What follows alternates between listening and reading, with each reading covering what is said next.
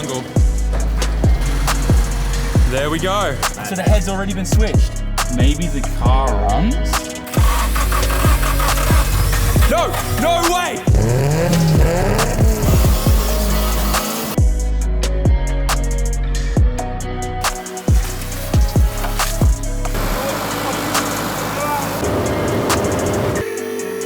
Damn, the chassis is actually pretty minty.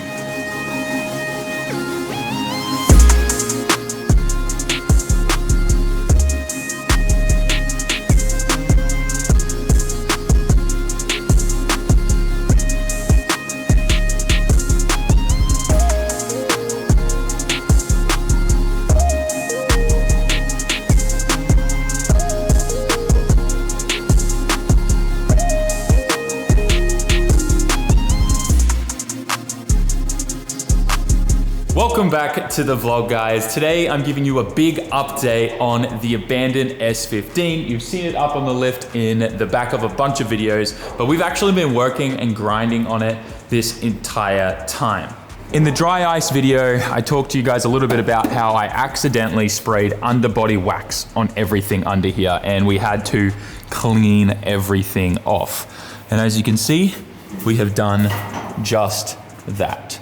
There is no longer any underbody wax. We went back to the paint, and then we went over everything again with the wire brush and everything to just get it even better. I don't want any of this rust coming back. I want this car to last at least another 10, 15 years. So we went over everything and all through here as well. And you can see everything's been treated and whatnot. And we worked on a few trouble spots. You can see here that the rust blew a hole in this section.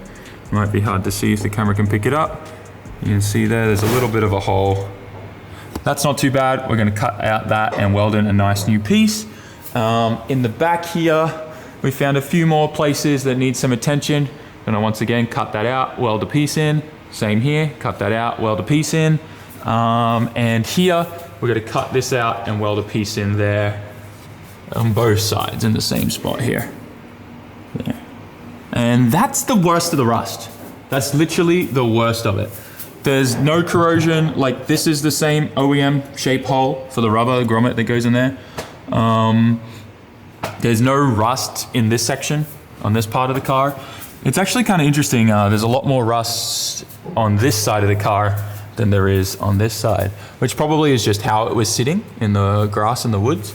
But otherwise, that's it. We've also gone and straightened out a bunch of the seals here.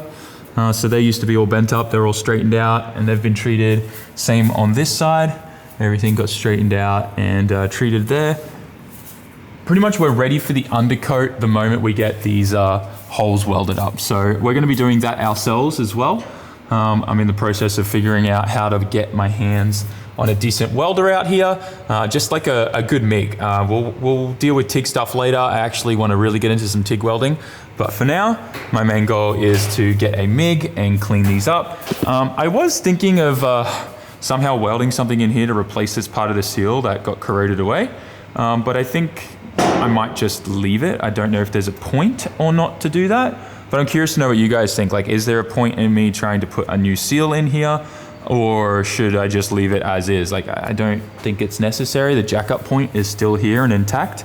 But it just obviously doesn't have the nice seal here because this, I think, was just sitting in dirt or something, so it corroded very fast in that corner there. So that's pretty much where we're at with the underside of the Abandoned S15. Hoping to have a welder ordered tomorrow sometime, and hopefully it arrives by the end of the week. And then we just have to weld up those holes and we can start painting the underside of the car. We already have the special undercoat stuff. It's kind of like a Raptor liner, and that'll be then job done, and we can put the rear subframe in, get some new coilovers on it, and get the rear end all rolling with everything put together. Then comes the front end, but that will be another video, and that all has to get chopped off and completely replaced. But we have actually been really busy on the inside of the car as well, and I got some stuff to show you. So inside the car, you can see we've pretty much stripped everything out. I wanted to take the dash out regardless because it had the Navi version of the dash, so it had that big square kind of hole in the center, if you guys remember. So we went to take that out and quickly discovered that previous owner or whoever built this car back in the day, they did the relocation for the fuse box, for the body harness, which is normal. It's kind of like a pretty popular mod. But yeah, there was a bunch of sketchy stuff going on and a bunch of weird things like these and stuff being used. It was really odd, and there's no point in me trying to reverse engineer this to fix it. I'd rather just put a whole new harness in, something from like Wiring Specialties. So that's what we're gonna do. We got the cage removed. That's gonna get painted a different color. And I am gonna keep this purple interior paint in here because the car's actually gonna be getting carpet back in it, which is awesome. So I'm excited about this thing gonna be more drivable again. This just freaks me out and makes me get mad anxiety. We checked under all the cage points, no rust, just the sound deadening come off and a little bit of surface and stuff, so that'll clean up really nice. Same in these rear points. There's a bunch of just like discoloration and stuff, but everything's all good and it just needs a clean up and a treatment. So that's all good. That's what we wanted to know there. Now moving in to the engine bay. Everything's been stripped out and removed in here, everything. Pretty much we're cutting off everything from the firewall forward, and it comes down to these points here. It's gotten so rusted in here that it started rusting through up in here in these pillars. You can hear it cracking. And that's a worry. So instead of cutting that out and welding a piece in there, I can get these whole pieces here, this upper arch piece that even with the new strut tower, whole new tubs, everything OEM, I can get this whole piece. We already have one ordered from Nissan that's arrived for me to pick up. And Nissan only has, I think, the right side in stock. The left side they do not have. But we have a solution. We are going to use an S14 one because we found out they're the same part number and identical part. So we're going to have an S14 one on this side according to the book and an S15 one on the other. But this is the worst side. This is the one that's like really kind of bad in here. So we could fix that, but it's easier for me to just take it to the body shop, get them to undo all the spot welds all the way around here and take that whole piece off. And it doesn't even connect into the bottom chassis, so they just cut along there, pull all the spot welds off, and this whole piece comes off, put a new one on, new radiator support, whole new front end, new struts, brand new OEM tubs, so we won't have these in the way, and we can do a really nice street build like my pink S15. So that's kind of the plan. That was a lot of talking, but you are now up to date on the Abandoned S15, and I'm sure it makes sense why we haven't really been filming much on it, because we've just been grinding on getting all of that repetitive, annoying, kind of boring stuff done, especially like all the rust spot repairs and stuff like that. It's been a lot, and Daiki has smashed it out. He's been an absolute champ. I've been reading the comments and everyone's asking, Daiki, who's your parents? Is your dad Han? What do you mean? A lot of people have been asking in the comments if you're related to Han from Fast and Furious. He's not your family, right? Yeah. No? Your family? Yeah. Is it Han? No. No, right? How long have you been working here now? 1 week? 2 weeks? Here? Almost 2 weeks. Almost 2 weeks? Yeah. How do you like it? Nice. Nice? Yeah. Exciting. It's exciting? Yeah. That's good.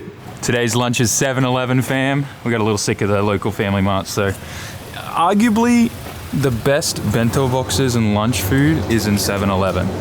I know that's kind of a controversial thing to say, but amongst all of my friends and everyone that I talk to, everyone always says the food at 7-Eleven is generally better. And I mean, look at this huge range. Kinda gotta agree, look at it all. I mean, you can even get butter chicken here now. Their food is so good. All right, 7-Eleven's outdone themselves. They have sunduk, guys. I'm gonna try this for lunch today. Tofu, spicy Korean stew. I'm doing it. Okay. 감사합니다. I will quickly add though, the one thing that Family Mart does way better than 7-Eleven is the hot food they have at the front. The spicy chickens and stuff they do at Family Mart destroy 7-Eleven. And when it comes to the dumplings, Family Mart destroys them there too. Like they have the new pancake maple syrup one. They're always doing different collabs with other brands. It's really good. What did you get for lunch, Daiki? Chahan. Chahan. Yes. With some meat? Yep. Oh yeah, pork, egg, Pork. green onion, and soy Yeah, sauce. soy sauce. That sounds good. Yeah.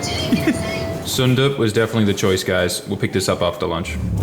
We've been pretty busy just going through the shop, and anything that I don't need has gone on the chopping block.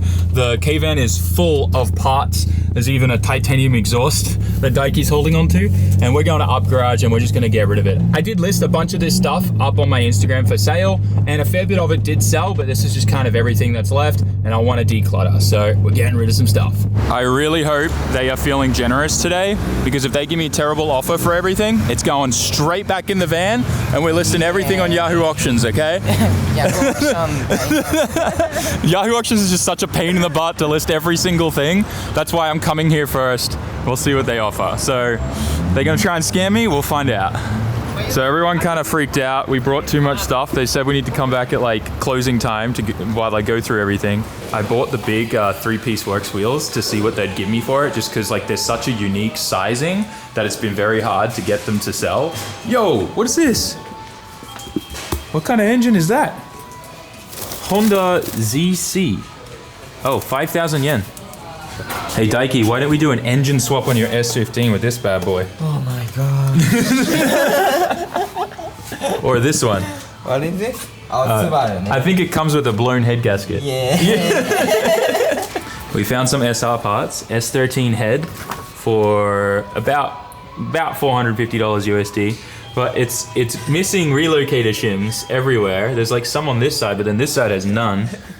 These things are getting expensive, but a spare S13 head just like this, I mean, if you have all the other parts from a destroyed head from a rocker coming off or something, this would be good. But my main question is where are the cam caps? Because it has no cam caps, you have to buy new ones or use second-hand ones, and before you can put a cam in there, technically you're supposed to do a line bore, and that's very expensive. You'd spend like $2,000 in machining work before you could even use this head properly. If you wanted to slap something together and call it a day, maybe you'd be fine. What is this? Oh, this is a Z34 transmission. Oh, this is the one that came in the Nismo one that has like all the rev down control stuff. That's cool. I have this transmission in my S15, but the non-Nismo one, so it doesn't have that sensor up the top. And then another Subaru transmission. So trippy how they have the axles coming out of the side of the case there. Interesting. We were just taking a look at these 5-lug S13 or Skyline axles, and we noticed there was this axle next to it. This is for a Dodge SRT. How did this get it in Japan? I have no idea, but if anyone needs an axle for an SRT in Japan, there's one here. I'll buy this big brake kit for you. Full cover. So sad. It's so bad, right? What's it say? Weber's Sport. I will never understand why people do that. I mean, well, I kind of do. It's because people like to make them look cool under the wheels, especially like on family cars and like vans and stuff. Well, they have more. Give me. You give me these? There is no freaking way. Is that a genuine T51R Kai? Oh my gosh. Wow. How did we just find this in Up Garage? What? That's good. Yeah, genuine T51R Kai. That's worth a lot of money. Yeah. What was it on? Oh, okay, they're selling it for like, I think with the current exchange rate, that'll be like maybe 1,800 USD. That's a fair bit. Oh, it came for an RX-7 FD. Yo, that's cool. Yo, look at the gate. Genuine HKS old school gate, 60 mil. Comes with the downpipe, comes with the manifold. This is sick. Yeah. It's the full kit. Dude, someone would spend this money just for the turbo, because it's like kind of really sought after turbo. This turbo makes a sound that I think just everyone knows. It's super famous. So many companies after that mimicked the sound that this turbo made. That is crazy cool. And I cannot believe that there's just a T51 Kai sitting here. Very cool. Someone's gonna want that, but this is set up for a rotary, so it's got a huge rear housing and stuff, but definitely really cool. Someone buy it, please, or I will. Check out this little K car with a bit of a tusher going on. It's pretty cool.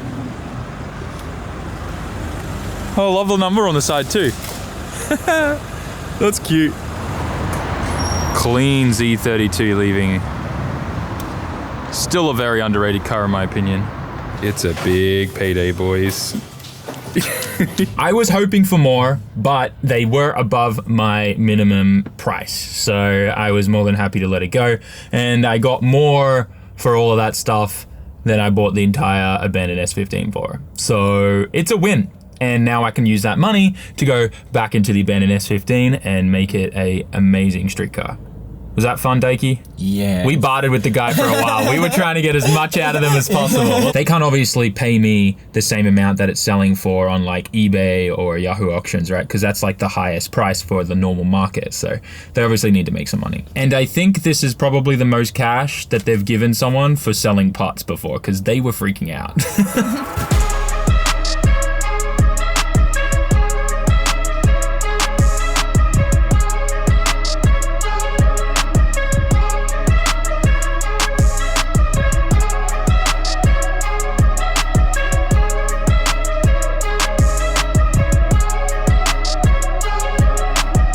So tonight we're trying something new, and that's this Okinawan restaurant that's right next to our favorite Thai restaurant, which happened to be closed. Yeah, but it's full. This place is full. Like, it's packed. Everyone comes here apparently. Apparently, yeah. The guy was like, oh, did you call and make a reservation? And we were like, nope. No. But yeah, looks nice, right? Yeah, look, they even have habu. Yeah, habu. This is amazing. You need to try this if ever you're in Okinawa or in a place that sells Okinawan stuff. Actually, it would have been hard for them to get this here. Oh my god, Sam. What?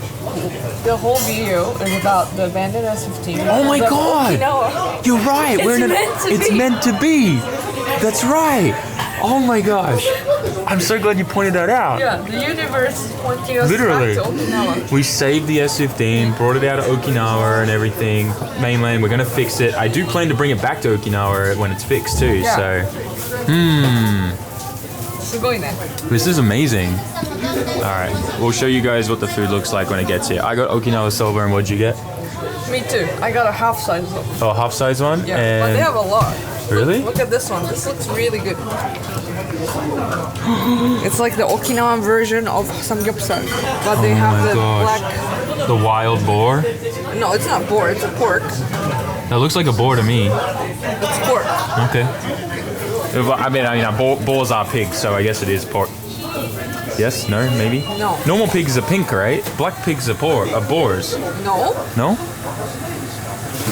I'm confused. Usually I don't like trying something new, but recently I've been really trying to like force myself get out of like my own little bubble and trying to experience more new amazing things around us here in Japan. Oh boy, anxiety.